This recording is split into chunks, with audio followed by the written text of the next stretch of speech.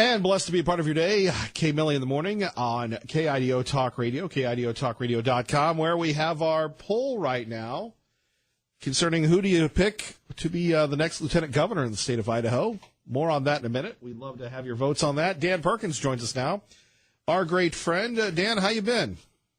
I can't be any happier. First of all, it's always a pleasure to be with you, but I have just incredible news about the book.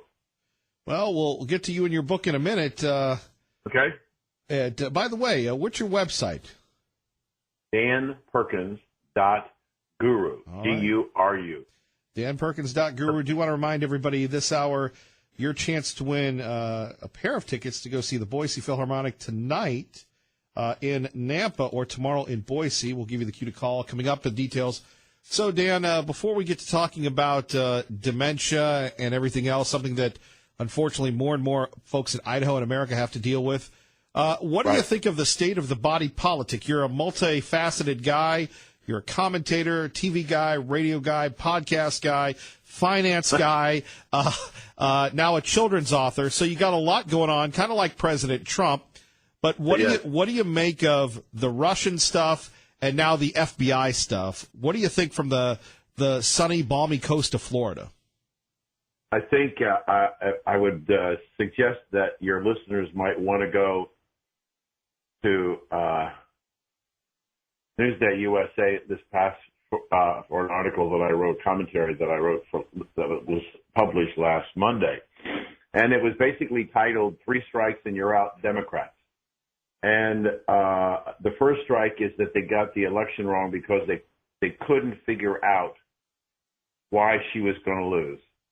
And it was clearly in the polls the whole time of the presidential election. That's strike one. Strike two, they unanimously voted against the tax bill, which came back and bit them, and you know what, in big time, with $1,000 bonuses to hundreds of thousands, now over millions of people. One of their biggest supporters, Tim Cook of Apple, put a dagger in their heart when he said we're going to bring back $250 billion. We're going to pay our $38 billion in taxes, but we're making a commitment to the economy and to America. We're going to spend $350 billion over the next 5 years. We're going to hire 20,000 people. And, oh, by the way, we're going to give a lot of our employees stock for free. Then we had last weekend the debacle known as DACA. It's kind of like, Kevin, that the NFL didn't understand that a lot of their followers believe in the American flag, believe in the Pledge of Allegiance. And when football players started taking a knee during the Pledge of Allegiance and the Star Spangled Banner, people walked away. And they walked away, and even into the playoffs they walked away.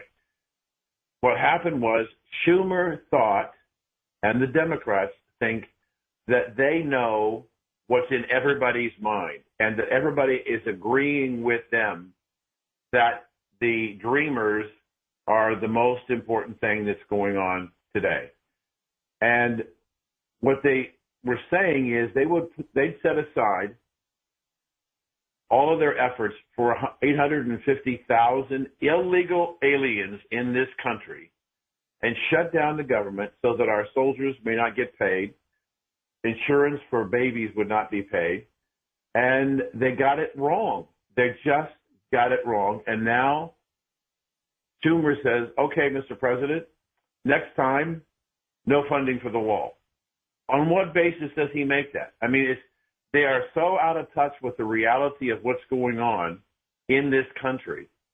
They don't realize they're not going to win the House back in November. They're going to lose more seats in November because James Carville, you remember him, the tiger from Louisiana, who was Clinton's campaign manager in the first presidential election. He said to the press, "It's about the economy, stupid, and nothing else counts."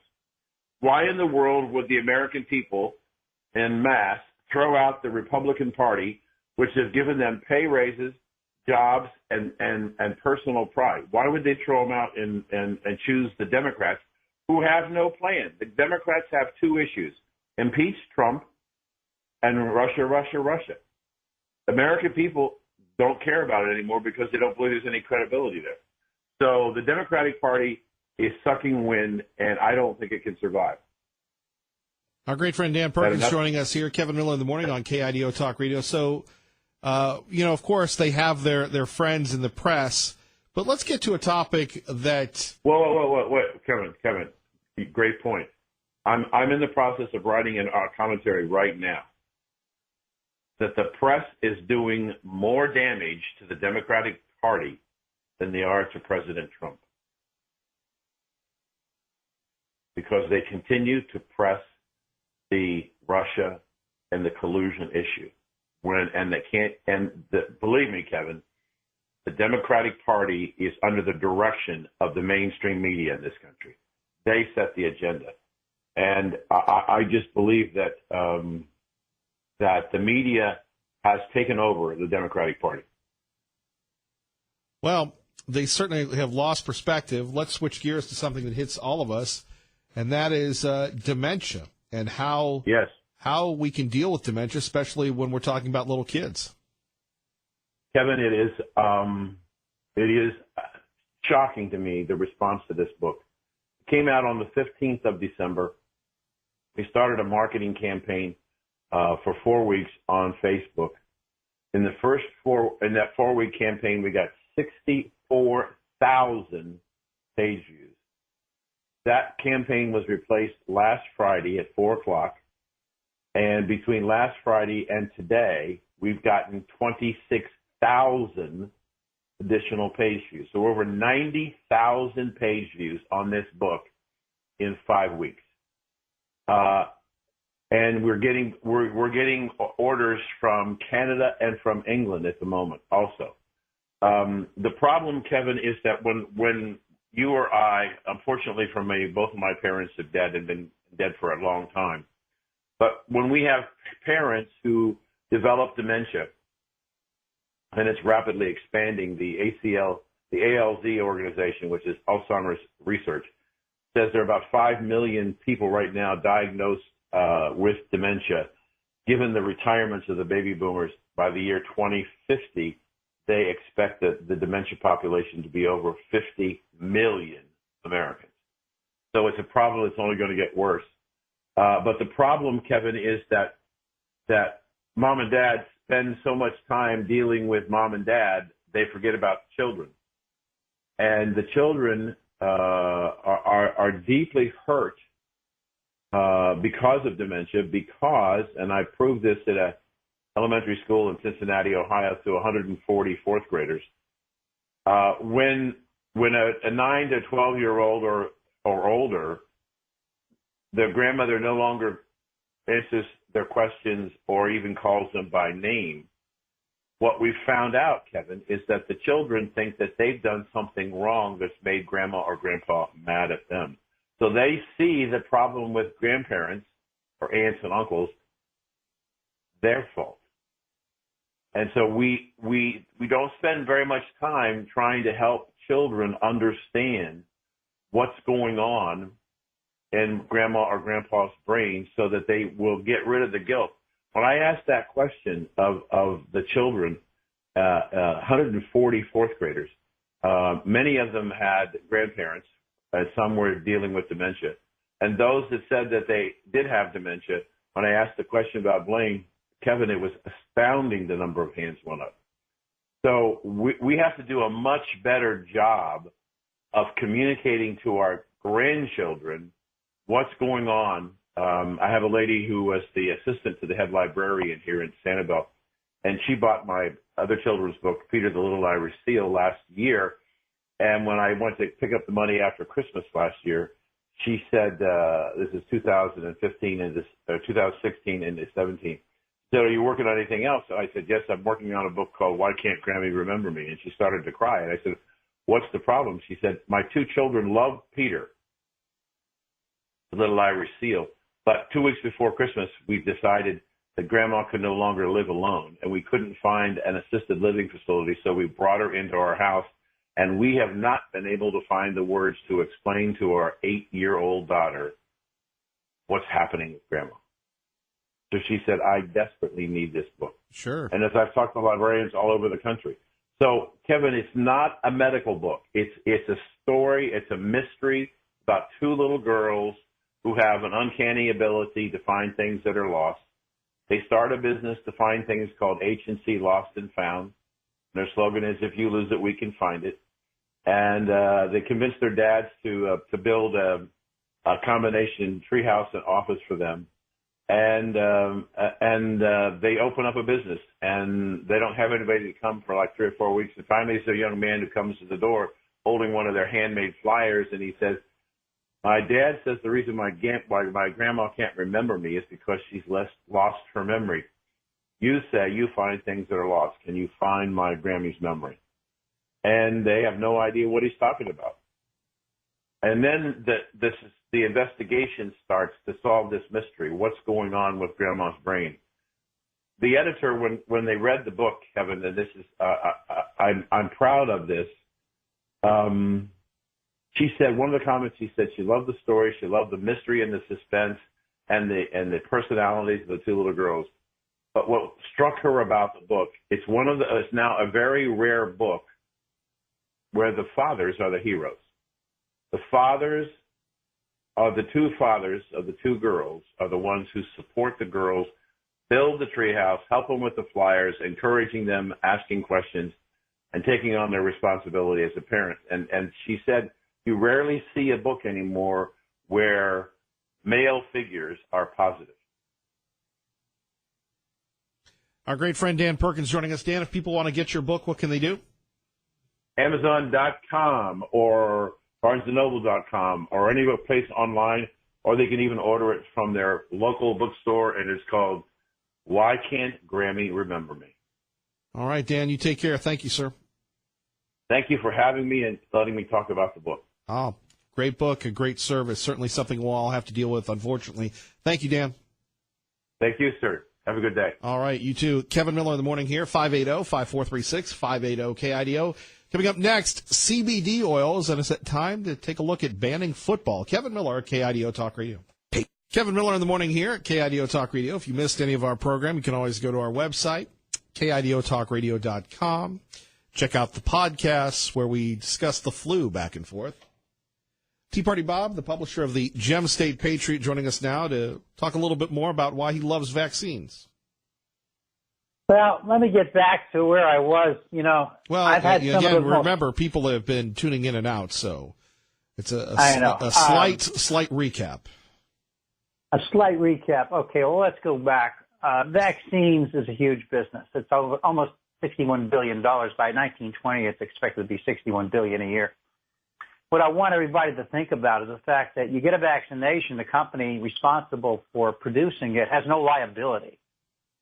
And only 15 to 20% of the people who come down with the flu or have flu-like symptoms actually have the virus. Most of them either have a rhinovirus or other germs that are indistinguishable unless they're tested in a lab. So in 1986, we formed the National Childhood Vaccine Injury Act of 1986. This was put together because they were having a lot of problems with vaccines and the companies didn't want to be responsible anymore. Since the time they formed this vaccine fund, $3.7 billion in claims have been paid out. And that's to only 1/3 of the people who file claims. They fund this by taking 75 cents from everyone that gets a shot. Now, if these shots were safe, why wouldn't the companies who produce the vaccine stand behind them for liability and injury? They blackmailed the government by saying, we're not going to make any more vaccines unless you take over the liability. Wouldn't you like to have a product that you didn't have to be liable for, Kevin, and you could sell it anywhere in the world? I've had some of the foremost experts in the country on my show to talk about vaccines, and I will tell you, they're all saying the same thing. You get vaccinated at your own risk, and the dangers from vaccines are real. Otherwise, why would the federal government have formed this fund? In most cases, the claims about effectiveness on vaccines are overblown, and many without foundation or efficacy because they never done real drug testing trials. That means you take two separate groups. One gets a placebo, one gets a virus. They don't want to give anybody polio, so they don't do this testing. In fact, most of the testing is done out of country, and for the very short periods of time they do it, you can't really tell whether it's going to be effective.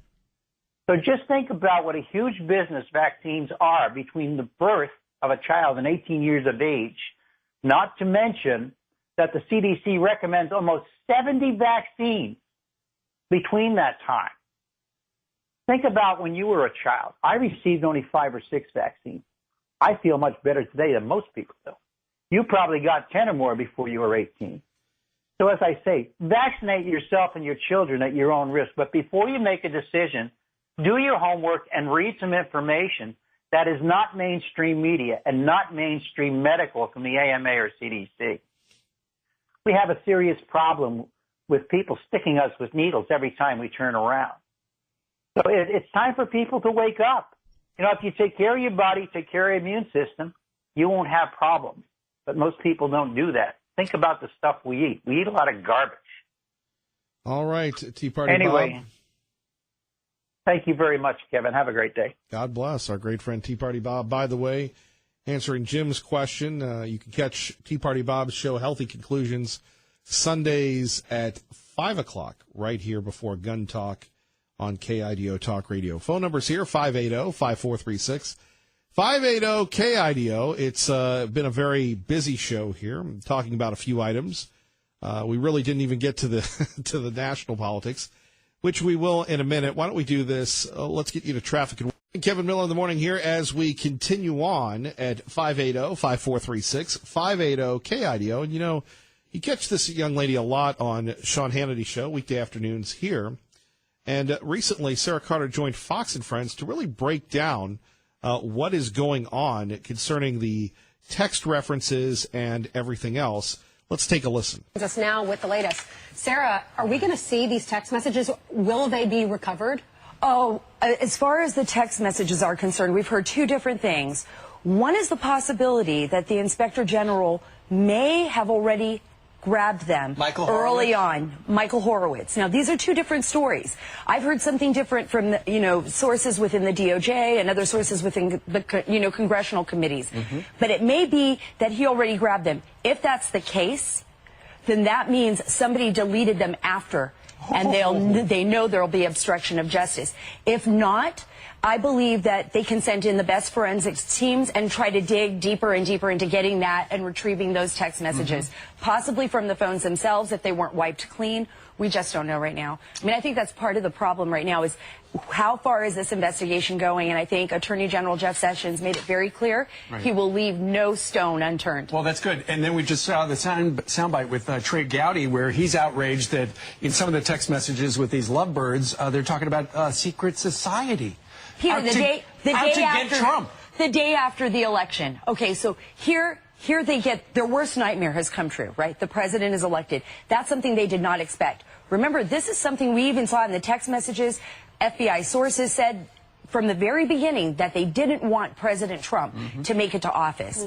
This is why I'm concerned that they're still working at the FBI. The same thing you brought up earlier, Ainsley, I'm hearing from my sources too. FBI agents are saying, why are they still there? I mean, not only the lovebirds. The lovebirds. Well, And basically what Mr. Ducey, Steve Ducey is talking about here at KIDO Talk Radio is FBI counterintelligence official Peter Strzok and senior FBI lawyer Lisa Page. Remember, Strzok was the guy that rewrote the Comey charges against Hillary Clinton, taking out the stuff that she could be prosecuted for. Page, along with Strzok, do not like President Trump. Those are the 5 months of texts that now have been found. And Strzok was having an extramarital affair with Lisa Page. And then you have, according to Representative Gowdy and Ratcliffe, who saw the messages, Strzok makes reference to a secret society of anti-Trump agents within the Department of Justice and the FBI who had their first meetings the day after Trump won election in 2016. Senator Ron Johnson says he has made contact with an informant who told him this secret anti-Trump society within the Department of Justice, within the FBI, does exist. And of course, we've seen after 8 years of contamination by former President Obama, the once vaunted Department of Justice, the once pristine Federal Bureau of Investigation, has become politicized. More in a minute. Kevin Miller, KIDO Talk Radio. Good morning, Doug. Good morning. And always doing our very best to improve your life, your lifestyle here in the Treasure Valley. Joining us now with some helpful insight on how to be safe and maybe plan for a great vacation. That sounds good just about any time of the year. Matthew Condi joining us now from AAA Idaho and Oregon. Matthew, good morning. Hey, good morning. How are you doing? It's been a while. Yeah, it has been a while. How were your holidays? You know, we made it through. Of course, here in the Gem State, obviously always worried about the travel and bustle of what the toll takes on the highways and such. Let's talk a little bit about self-driving cars, because we're seeing a lot of that lately. And I don't know if I could ever trust a vehicle based on the experience I have with my work computer, the buffering and the freezing all to really take me from one destination to another. Well, it's a great point, and what we saw was really surprising. The change in, 78% of motorists last year said they would be afraid to ride in a self-driving car. This year, that number's dropped to 63%, which amounts to an additional 20 million people being willing to get into a vehicle with no brake pedal, no steering wheel. So it's kind of a surprising change, but we can only really ascribe that to increased public awareness. And even though there were a couple of big issues that hit the headlines as far as a Tesla vehicle that ran into a semi and a couple other things, it's been education and awareness that have got people more excited about this thing. It just doesn't seem like anything out of science fiction anymore. Well, our great friend Matthew Condi joining us from AAA. Yeah, but do you ever see that movie Logan? Logan? No, I haven't seen Logan. All right, it's about the last days of the X-Man Wolverine, and it's like 20 or 30 years down the road, and they got these self-driving trucks, and they're hitting people, and it's pretty darn scary. Can we become too dependent on technology? Now all of a sudden we don't have to look because our vehicles, the new ones, will the blind spot. We seem to sometimes there could be a danger that we could forget that machines aren't perfect. Oh, absolutely. We've got people who rely too heavily on their backup camera. I mean, there's situations where we're relying on technology far too much. And the other thing that's interesting is that the standard definitions have changed. So if you look at these different technologies coming on board, and one of the things we really have to look at is a common vocabulary and clear standards, because if you look at a situation like automatic emergency braking, some of these vehicles are designed to stop in time, and some of them are designed to reduce crash impact. And you better know which technology you have in your vehicle before you count on it to do something. I'm with you, brother. I have a hard time trusting people. I don't think I can trust the machines. I was raised on Terminator and Skynet, so. Well, but we've got our loyal friend Kit from Knight Rider.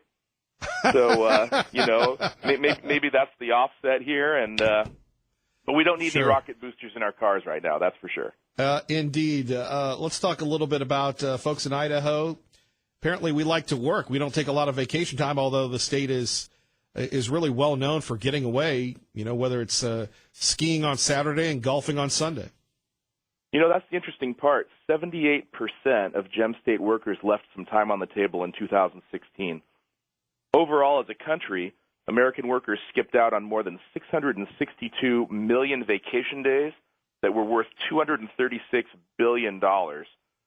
And if you look at the top 10 states, of which Idaho is number one, 7 of the 10 are in the Rockies and Great Plains regions. And I kind of wondered why that was. And the more I think about it, I think about that book Outliers by Malcolm Gladwell.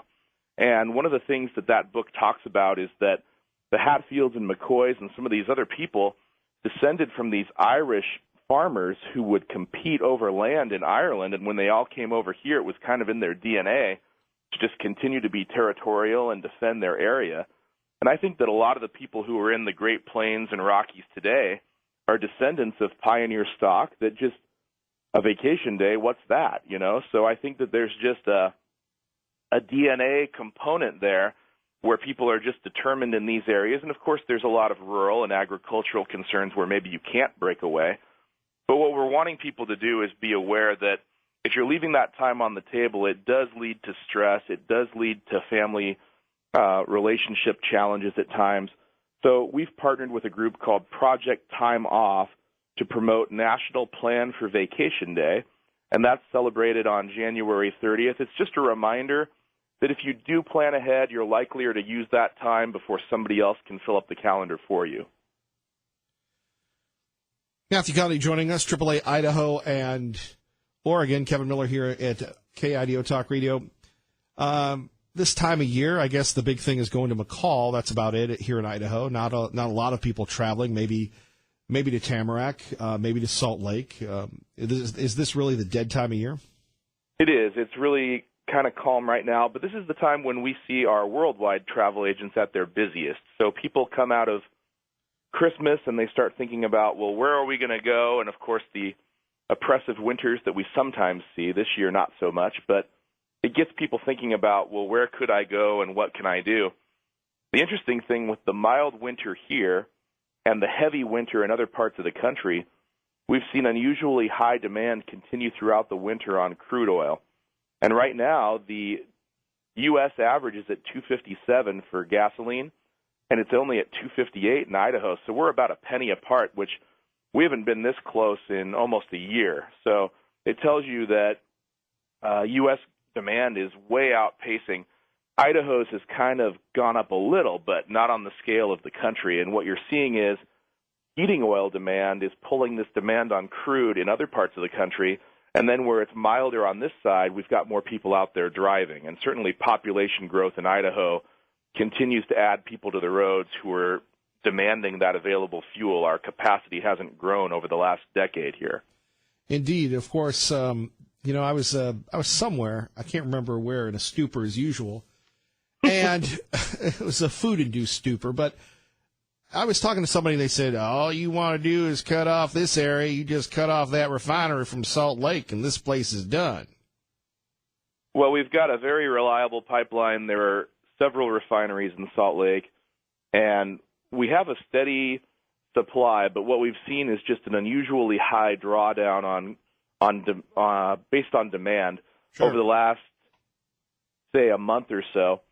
But the draw has actually brought our overall levels to the lowest in 3 years nationwide. And Matthew, that is good news. We've got to run, but your website, please, quickly, sir. AAA.com. Go there for tons of great information, travel insurance, roadside assistance. Thank you. Thank you. All right, Matthew Conley joining us. Joining us now, a young lady we've been trying to get on, but she's busy running the government, or maybe one day will. Representative Dorothy Moon joining us here at KIDO Talk Radio. Good morning. Kevin, you are so kind. I swear. I just love calling into your show. It's my favorite. I only have a couple of minutes. I'm in between committee meetings, but I guess I do want to share with you that I am carrying a cannabidiol oil, CBD oil bill this year. If some of your listeners remember, a couple of years ago, there was an affirmative action bill that Kurt McKenzie brought up, and it did pass with, I think, about 77% in support of it, and then the governor vetoed it. This bill, my CBD oil bill, is, I think, more protection for families with kids who have epileptic seizures primarily, but other folks can use it too for different afflictions. And this has a doctor prescribe, so now we have an actual physician prescribing the use of CBD oil. And we will have registration through the Board of Pharmacy. And the Board of Pharmacy will just keep a registration of who's using it so that law enforcement can access it if they need to determine whether or not they can have that product. So I think it's pretty black and white, no gray area for parents when they're, or parents or even adults who are using this product. And I have already got 30 supporters, co-sponsors, and I just started going around getting signatures yesterday. I'm thrilled about this, but your listeners need to understand this is a hemp product. Sources will be coming from agricultural hemp programs around the country, and I think it's going to be a really good deal for folks. People cannot get high on this. There are medicinal qualities in this oil that seem to help people. In fact, I've been getting a lot of emails from folks once this was announced, and they're telling me about it helping them with type 2 diabetes, Parkinson's, fibromyalgia, not just epileptic seizures. So there's a lot of people who are already using this. Indeed. Do you think it'll fare better than the last one? I think it will. I think the rest of the world's using this, and why Idaho won't let a product that is very natural and it cannot get you high, and it is not a marijuana-based product. It's a hemp-based product. And I just think its time has come, and I don't think that people should live in fear in Idaho of using a product that's helping making their lives better, and that's what it really comes down to. Finally, do you notice anything different in the legislature? Any different vibe this time of year at all? Well, I know there's Kevin. There's a lot more cooperation. I'm optimistic that a lot of my bills. I have another bill that I just brought up in transportation, which would allow a veteran who's 100% disabled, but also a Purple Heart. They can now receive that plate as opposed to just the disabled plate. It seems like people are embracing a lot of these ideas that are coming forward, and I think it's exciting. I think we're going to get a lot of good work done this session. Well, Representative Moon, we appreciate you taking time to speak with us this morning. You're so welcome, and thanks for giving me the time to let you know about the CBD oil bill. And have people contact me if they want to tell me of their own stories, and of course I can take their names off at dmoon@house.idaho.gov. I'd love to hear from them. Yes, ma'am. Thank you. Thank you. Bye-bye. Bye-bye. There we have it. State Representative Dorothy Moon on the CBD oils. I know Liberal Steve will be happy about that, happy about the hemp, and Tea Party Bob as well. You have other states using this. Why won't Idaho? And again, it's a little different, I would say, than our conversation concerning legalizing recreational marijuana and legalizing medical marijuana, which may or may not come up. The challenge with the marijuana issue here and anywhere else at KIDO Talk Radio is this issue involving the idea that if you have medical marijuana, then all of a sudden you have the recreational come through. But one issue that we haven't talked about yet is this whole issue involving immigration reform. Sources familiar tell Fox here are the key headlines from the White House immigration blueprint. Border security, securing the southern and northern border. That includes a $25 billion trust fund for the border wall system. DACA legalization, provide legal status for DACA recipients and other DACA-eligible immigrants up to an estimated 1.8 million people. The White House is urging the Senate to draw up legislation based on its plan and introduce it the week of February 5th. That will be just days before government funding is set to expire on February 8th.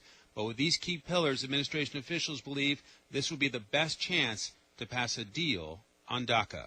On Capitol Hill, Mike Emanuel, Fox News. There we have it. Coming up next, are you down with the deal on DACA? Kevin Miller, KIDO Talk Radio. Blessed to be a part of your day. Kevin Miller in the morning on KIDO Talk Radio.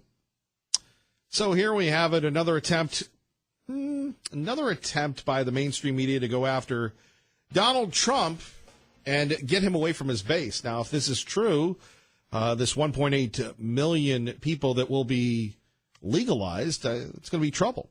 I don't think it'll get past the Freedom Caucus. Now, you had some people earlier today saying the president is going to triangulate. And it's so funny. The president who they've accused of having dementia, the president who they've accused of having all these mental illnesses and stuff is smart enough now that he's going to get the libs led by Nancy Lib Pelosi, the libs in the House to back the DACA deal, along with the squishy, ushy, whooshy Republicans in the House. And then he's going to get the pro-amnesty crew, Graham and Flake, in the Senate to get it through the Senate to get the DACA deal done. Can somebody say to me, if DACA didn't happen, if the Dreamers didn't happen under Obama, why should it happen under President Trump? I know what you're going to say, Kevin. Life isn't fair. These people were brought to this country. Well, they've lived in a great country, and they've had years to get this thing figured out. There are a lot of people making big money when it comes to being immigration attorneys. In fact, one of the careers I thought about that I decided, that'll never go anywhere, becoming an immigration attorney and learning another language. There's big money in that. I mean, you can get the big house on the hill. Heck, You won't have to worry about the new development in Star. You can afford to live like the big people on the Hill in Star. And look, living on the Hill in Star is where it's at. Anyway, I digress. At 580-5436, 580-KIDO, sometimes, and we've seen this from the president, you have to say no. And this DACA deal, this DACA giveaway, okay, we're going to get $25 billion for the wall. It's going to be in a trust fund. You can't tell me that if Joe Biden or Billy or Willie or Nilly or Frilly or Willie, whomever gets elected president, can't withdraw funding from the wall and tear this wall down. I don't know how you get it through. Look, the Democratic Party has been very shrewd in the past. Let's go back to good old George H.W. Bush, or some people used to call him Judge Bush. And what did he say during the campaign? Read my lips. No new taxes. Right? And what happened then? Well, we're going to make a deal with the Democrats because they said it's for the good of the country and they won't use it against me. And what happens? It wasn't good for the country, and George Bush, who at one time had an over 90% approval rate, got booted from office. Now, a lot of it was his own fault because he took re-election for granted, right? 580-5436, 580-KIDO. So we'll talk a little bit more about that. Again, the DACA deal, I think it's a bad deal. It needs to be derailed. Obama wanted to do 800,000. Trump is talking about 1.8 in this alleged deal. How about 500,000? How about 300,000? Because you know it's going to be more. And culturally, I think it comes down to what type of country do you want to live in? A multicultural, multilingual country built, woven together of enclaves of people, or of a country that is united in culture, united in patriotism, united in language, as it has been during its most successful run in world history. There's not been another nation more prosperous than the United States of America. So again, going back to this DACA deal, I think to myself, why in the world would the president want to do this? Well, it's good. It's good for the wall. It's good that we're satisfying the base. The base is not going to be happy. Are you going to be happy with this? To me, again, it shows you the great betrayal. Now we'll see what happens on whether or not we have a DACA deal. Other topics that we've been yapping about, and this one went for almost the entire show. And if you're just tuning in, getting ready for Glenn Beck, we talked a little bit about the flu. And everybody across the country seems to be getting the flu. We're definitely seeing people get very sick from the flu, and we've seen several flu deaths this year as well. Right. And if you go to the urgent care, you go to the hospital, it's kind of like the tax time for all the CPAs and accountants. Like, if you're a CPA or you're an accountant, these are the busy times. Those folks make so much. Maybe they don't make so much, but they have so much work. They really don't get any time off, between maybe late January and April 15th. Some of them so successful, that's really the only time they work, right? I think that's this way for the flu season, where you go to the hospital, you go to the urgent care, you go wherever, and people are down with the flu. So should we start building a better mousetrap when it comes to flu prevention? Remember, you better get your flu shot or else. You better get your flu shot or else. And then we have people going, Kevin, I got my flu shot, and guess what, Kevin? I got the flu. Okay, let's go to Teresa. Hello, Kevin. I feel it's my duty to relate what happened to a first healthy 86-year-old family member of mine in October. They took the flu shot, and in just a couple days, were unable to move out of their chair. They couldn't move their legs. They were sick and dizzy. They were rushed to emergency and tested, and they had the flu plus pneumonia, and they were hospitalized for 3 days. Needless to say, they will not take another flu shot again. Some doctors and nurses they asked will not take one either.